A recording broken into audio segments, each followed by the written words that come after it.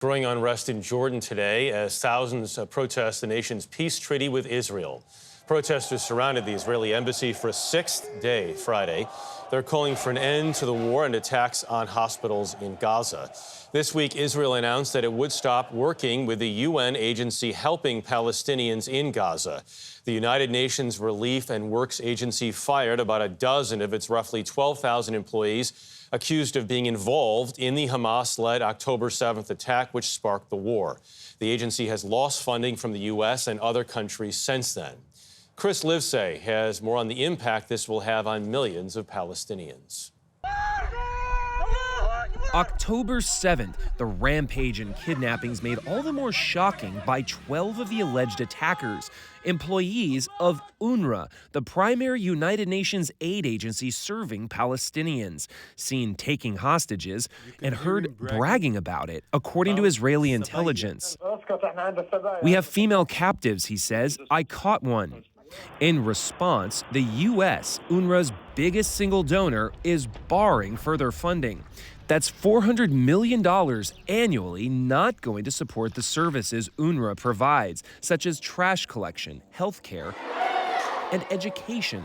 700 schools in Gaza, Syria, Lebanon, Jordan, and here in the West Bank.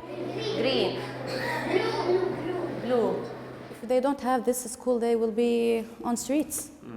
Sophia Ramadan is an English teacher in the town of Aida. Could this school continue without funding from UNRWA? No, never. Our main resource is foundation. We could kill their dreams. We will kill their future. But many Israelis have long alleged that UNRWA and its schools, staffed entirely by Palestinians, are a breeding ground of hatred for Israel. Totally infiltrated with Hamas. One former UNRWA official says Ismail Haniyeh, the political chief of Hamas, was once a teacher at an UNRWA school. It's in such schools, Israel alleges, that children are systemically indoctrinated. In a documentary by an anti-UNRWA Israeli think tank, an UNRWA student in the West Bank says, "They teach us Jews are bad people. I'm ready to stab Jews and hit them with a car." Adam Boulikos directs UNRWA in the West Bank. Are kids getting radicalized? That's not at all what I would say. But of course, everybody in Palestine is also living in the conflict, right? There will be, lots of tension, lots of different views about the history and about the future of Palestine and all that, that entails. And you're saying But they bring that tension with them to school? I think it's normal. Some Israeli children also bring tensions to school. In this Israeli news report, an ultra-Orthodox student says, "I want to kill the Palestinians." With tensions at a boil, Adam Boulikos warns the absence of UNRWA would make life worse for both Palestinians and Israelis. There are security implications to this. If we have a large population of kids not in school, you've got a largely male population under age 30, not working, no money in their pockets, nothing to do, hanging out.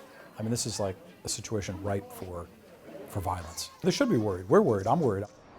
Now, the UN is investigating the allegations against its staff, which it fired immediately. That's 12 people out of 30,000 throughout the region. And what the director of the West Bank office of UNRWA told me is that there simply is no other organization in the region with either the resources or the personnel to take its place. For CBS Saturday Morning, Chris Livesay, Tel Aviv.